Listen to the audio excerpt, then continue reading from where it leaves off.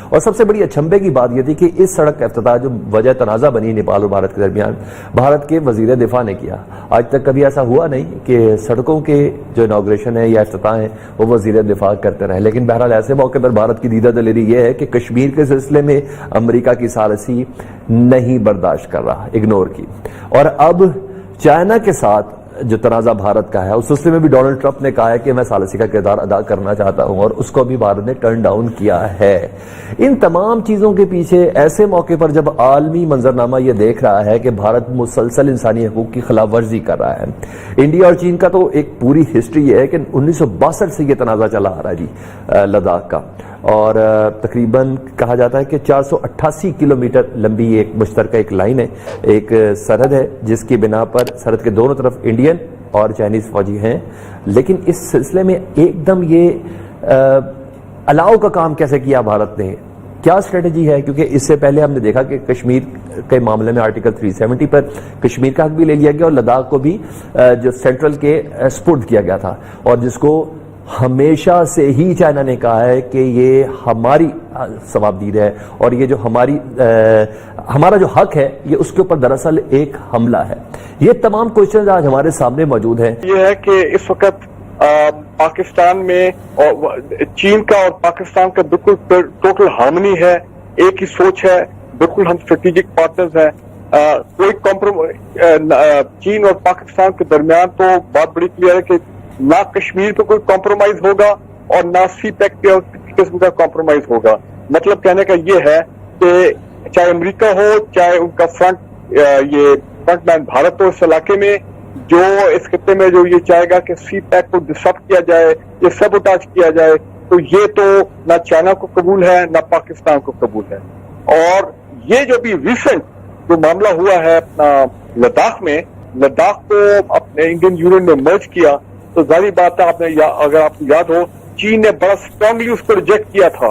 ٹھیک ہے قمر صاحب آپ بتائیں، ایسے موقع پر انڈکلیئرڈ ایک سپر پاور کے ساتھ دو بدو ہونے کی جرت کرنا انڈیا کی اس سکی اور ضلالت کے باوجود، اور دوسری ایک ڈکلیئرڈ سپر پاور کا میڈیٹر کے کردار ادا کرنے کی پیشکش کو قبول نہ کرنا، بھارت کے ذہن میں کیا لگ رہا ہے آپ کے؟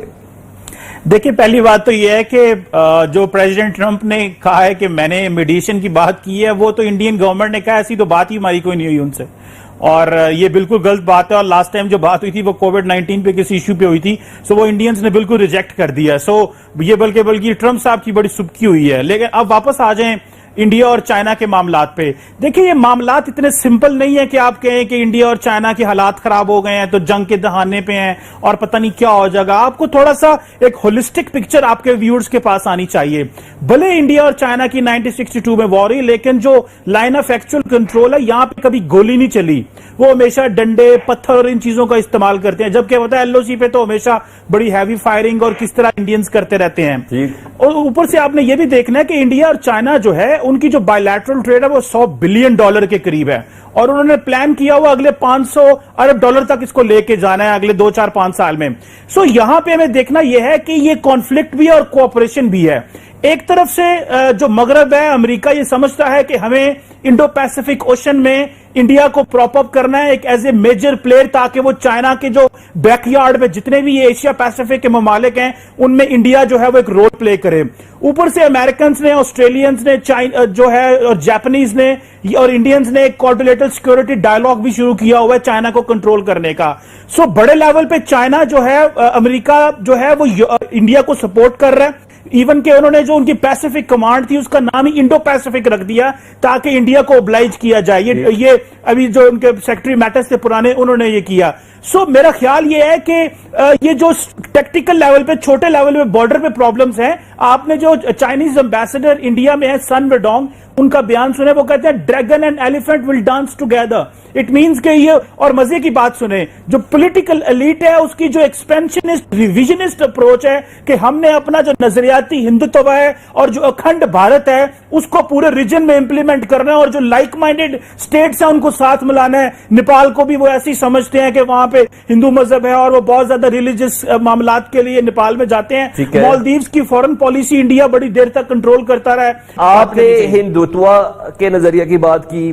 ब्रिगेडियर फारूक हमीद साहब कहते हैं कि बेसिकली ये सीपैक, ईरान और पाकिस्तान का सारा मामला है, जीबी गिलगित बल्तिस्तान के सिलसिले में ये भारत की मूव है। अब एक तीसरा वर्जन डॉक्टर हुमा। देखिए, जिस सुपर पावर की आप तन्हाई की बात कर रहे हैं, अगर आपका इशारा अमेरिका की तरफ है तो अमेरिका के साथ तो न्यू दिल्ली की स्ट्रैटेजिक कन्वर्जेंस है। ओके, चाहे वो चाइना की तरफ कदम बढ़ाए, चाहे वो पाकिस्तान को लाइन ऑफ कंट्रोल पर आंखें दिखाए, उसको पता है कि उसे एक तरह की पुष्टनाई हासिल है, न सिर्फ ये कि यूनाइटेड स्टेट्स से बल्कि दीगर वेस्टर्न पावर्स से भी। और आप देखिए कि कुछ पाकिस्तान के लिए भी बहुत अहम मसले हैं। अभी ओआईसी में हमें बहुत सारी मुस्लिम कंट्रीज ने भी सपोर्ट नहीं किया है, तो जाहिर है कि ये तमाम चीजें इंडिया को ये जरूरत तो देती हैं कि वो पाकिस्तान के साथ भी मसले करे। देखिए 2020 में बावजूद कोविड-19 के लाइन ऑफ कंट्रोल की बड़ी सख्त वायलेशन हुई हैं, सिविलियंस को टारगेट किया गया है। उसने चाइना के साथ भी वही शुरू किया था। चाइना ने अपने बुश डिप्लोमेसी जिसको वो लोग कहते हैं वो दिखाते हुए इंडिया को बड़ा सख्त पुशबैक दिया है। ठीक है, ठीक है। ब्रिगेडियर फारूक हमीद साहब, मुझे ये बताइएगा, आपको ऐसा लग रहा है कि भारत अपने मकासद में थोड़ा थोड़ा कामयाब नजर आ रहा है? क्योंकि इसके पैरेलल अगर मैं देखूं तो हमने देखा कि सोशल मीडिया हो या मीडिया हो, कश्मीर के ऊपर मजालिम हो, मुस्लिम कम्युनिटी को जिस तरह कंप्रेस करके रखा गया हो, जितना वावेला सोशल मीडिया पर मचा, आलमी मंजरनामे पे वो देखा नहीं गया। और ऐसा भी नहीं है कि भारत कहीं से बैकफुट पर चला गया हो, कहीं से ऐसा भी नहीं लगा। आपको क्या लगता है? देखिए, दो चीजें हमें समझनी चाहिए इस वक्त, जिसमें उनको उनकी लीडरशिप को एक बुखलाहट है और एक पैनिक सिचुएशन भी थोड़ी बहुत उनके लिए क्रिएट हो गई है। आपको इंडिया पैनिक मोड में लग रहा है ऐसे मौके पर कि दुनिया की दूसरी वाहिद डिक्लेयर्ड रियासत है, हिंदू रियासत है नेपाल, वो मजहब अकीदे का मामला नहीं लग रहा कि हिंदुत्व का ये नजरिया जो अप्लाई हो रहा है जिसकी बिना पर वो नेपाल के मामला में इंटरफेयर कर रहे हैं, कि आपको भी ऐसा ही लग रहा है कि इंडिया बुखलाया हुआ है कि नहीं, पूरी समझ बूझ के साथ स्ट्रेटेजी चल रहा है, उसको कोई फल नजर आ रहा है या छीछड़े ही सही ख्वाब में नजर आ रहे हैं?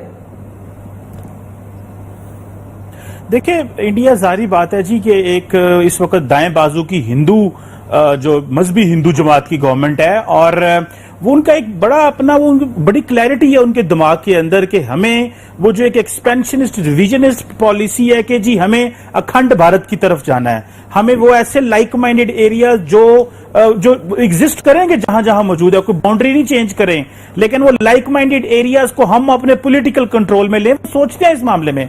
लेकिन जो एडिशन आया वो आया है बीजेपी के आने से, वो एडिशन आया है जारी बात है अजीत डोवल के आने से, जिन्होंने ये सोचा कि पाकिस्तान को वाया अफगानिस्तान इंगेज किया जाए, कि वहां से दहशतगर्द एलिमेंट्स भेजे जाए, दहशतगर्द जमातों को ग्रुप्स को भेजा जाए और फाइनेंस किया जाए कि पाकिस्तान ऑलरेडी लड़ रहा है। तो वो तो उन्होंने पूरा नेटवर्क बिछाया है। एक बात उन्होंने ये किया है, एक तो रीजन में थोड़ी एग्रेसिव हुए हैं, दूसरा विद इन इंडिया बीजेपी बड़ी क्लैरिटी के साथ मुसलमान हिंदू के दरमियान तकसीम करती है और हिंदू हिंदू के दरमियान तकसीम करती है। इस वक्त आप देखें कि जो हिंदू हैं, जो कांग्रेस पार्टी है, वो उसको भी एंटी नेशनलिस्ट पार्टी कहते हैं। मोदी ने और उसकी जमात ने एक ऐसा बयानिया वहां डेवलप किया कि कांग्रेस को प्रो पाकिस्तान कहना शुरू कर दिया, और उन्होंने अपना पूरे का पूरा जो इलेक्शन था 2019 का इसी बात पे जीत लिया, और उन्होंने इंडिया को नए लॉलीपॉप पे लगा दिया कि 2023 तक तो हम जो आजाद कश्मीर और गिलगित बल्तिस्तान को साथ मिला लेंगे। तो वो तो पूरा एक जो एनवायरमेंट है उन्होंने सारा चार्ज कर दिया है, और इसके साथ उनके अदारे भी मिल गए, सुप्रीम कोर्ट भी मिल गई। सो एक सोची जिसे कहते हैं ना कि अगर आप इंडियन से बात करें तो वो कहते हैं कि मोदी ने इंडियन की नब्ज पे हाथ रखा है, और वो नब्ज थी मजहब, वो नब्ज थी कि जी एंटी पाकिस्तान जाना, वो नब्ज थी कि, और दूसरी बात यह है कि वो कहते हैं मोदी ने गांव में जो विलेजेस है वहां बहुत काम कराए, अर्बन सेंटर को नहीं वो छेड़ता, क्योंकि वो कहता है जो शहरों में रहते हैं वो तो बड़े ठीक ठाक हैं, लेकिन वोट तो हर बंदे के इंपॉर्टेंट है। सो बड़ी प्लानिंग के साथ वो एक दाएं बाजू की कॉन्स्टिट्यूएंसी खड़ी कर रहे हैं। वो कॉन्स्टिट्यूएंसी उनको मदद करती है इलेक्शन जीतने में, और वो समझते हैं यही हमारे पास बेस्ट टूल है। लेकिन इससे हो ये रहा है कि जो इंडिया ने सॉफ्ट पावर अपने बॉलीवुड के जरिए, अपने कल्चर کلچر، اپنی ویلیو سپورٹس کے ذریعے کمائی تھی. اب انڈیا کو ہر جگہ اس کی جگہ جواب دینا پڑتا ہے. کرونا وائرس کو، سلمان صاحب آخری بات، کرونا وائرس کو انہوں نے مذہب سے لنک کر دیا. انہوں نے کہا جی کرونا وائرس تو جماعت اسلامی اور مسلمانوں نے دیا ہے.